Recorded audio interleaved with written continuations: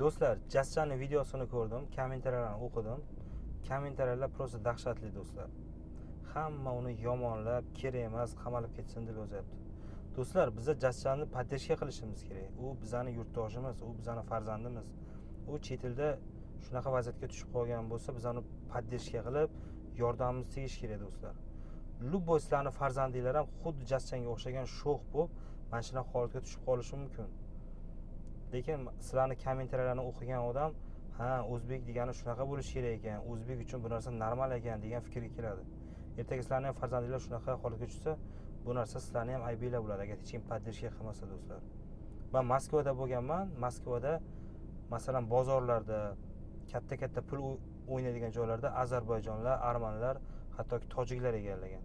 O'zbeklar ularga ishchi bo'lib yuradi. Nimaga? Sababi o'zimizni mana shunaqa o'g'lonlarni yo'qotamiz do'stlar. Keyin o'zimiz shu armanlarda yo tojiklarda shunaqa Jaschanga o'xshagan shustri bolalar nimadir ochgan bo'lsa, biznes o'shalarning qo'liga ishlab yuramiz do'stlar. Sal fikr qilinglar do'stlar. Bu meni просто fikrim. Sizlar o'zingizlar qanaqa fikrdasizlar? Kommentariyada yozib qoldirishinglar mumkin. Videoni maksimalni qo'llab-quvvatlanglar, jo'natinglar, tarqatinglar. Yetib borsin, Jaschanning ishi bilan shug'ullanadigan odamlarga yetib borib, ular shu ish bilan shug'ullanish kerak.